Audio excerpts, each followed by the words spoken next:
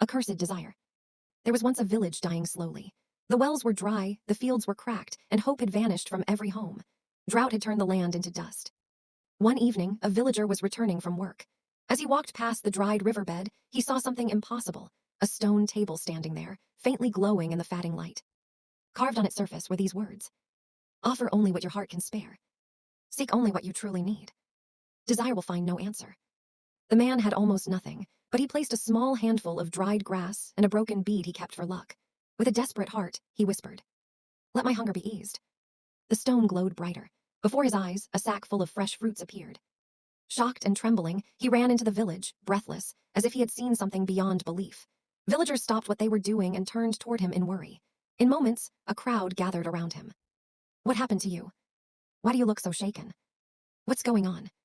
When he spoke of the glowing stone table that granted him food, the entire crowd fell silent. Then the murmurs began. Has the heat finally broken his mind? Hunger makes a man see visions. No one thinks clearly in the sun. Others questioned him sharply. Are you sure of what you saw? Are you imagining things? Tell us clearly, what did you see? He steadied himself. I know what I saw. Still they doubted until he loosened the sack and revealed the fruit inside. Bright, fresh, impossible. Gasps spread through the crowd. Fruit here. In this heat. It would have rotted if he hid it. Where did you get this? Were you keeping this for yourself? Did you steal it? He answered calmly. If I had hidden such fruit, would I be starving like the rest of you? And look at them, fresh. Nothing stays fresh out here for even one night. The whispers softened. A fragile hope stirred among the villagers. Show us, someone finally said. Take us to this place. And they followed him. When they reached the riverbed, disbelief dissolved. The glowing table stood as he described. A villager stepped forward, placed a small pebble, the only thing he had, and whispered his need. The stone glowed. A bag of grain appeared. The crowd gasped. Some stepped back in fear. Some cried. Some fell to their knees. A quiet hope returned to their eyes. For a time, they followed the inscription's words. They offered what they could. They asked only for what they needed. Food, water, medicines. Slowly, life returned. Despair began to fade. But as days passed, doubts crept in like smoke. Why only needs? Why not ask for more? What if the stone doesn't care what we offer?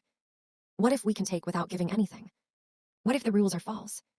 What if he lied to take all the benefit himself? People tested the stone. Some offered nothing and still received what they asked for. Some began asking for gold bangles, fine cloth, sweet delicacies, and things beyond need, and they received them. Greed spread like wildfire. Arguments became fights. Groups formed, each trying to claim the stone. And with every selfish wish, the stone's glow dimmed. Its white surface dulled into a faint gray. A warning the villagers ignored. But he did not. Through it all, the first man tried to warn them. The stone is darkening, can't you see? This is a warning. But they brushed him aside. Stones change color in this heat. It's dust or shadow. Stop trying to scare us. You want us to stop asking for riches. They mocked him, shoved him, and struck him until he could no longer fight or speak. Worn and hurting, he learned the harsh truth.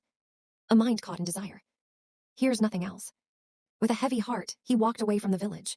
He left the stone, the shouting, and the rising chaos behind. He walked for days across the dry land, not knowing where he was going, only knowing he had to escape what his home had become. Meanwhile, back in the village, the stone continued to lose its light. Its faint gray darkened shade by shade, deepening into charcoal and then sinking into black. And each passing day, the villagers returned, arguing, grabbing, demanding more. Until one dawn, a deep crack thundered across the land. The stone split open. The ground trembled. The dry earth roared. A massive surge of water burst upward, a flood so powerful it swallowed the village whole before anyone could run or scream. Homes vanished. Fields disappeared. And the people who drowned themselves in greed were drowned by the rising water. Silence followed. Far away on his lonely path, the first man felt the land shake. The air trembled. A distant roar rose behind him, a sound unlike anything he had ever heard. Fear tightening in his chest, he turned and began the long journey back. He walked for days, across cracked earth and broken plains, until he reached the place where his village once stood. But the village was gone. Not even ruins remained. Instead, before his eyes, fresh water flowed through new channels. Soft green grass had begun to grow. The barren land shimmered with life. The land had chosen what to keep and what to wash away. He alone remained. Not by miracle, but because he walked away. When desire drowned the rest.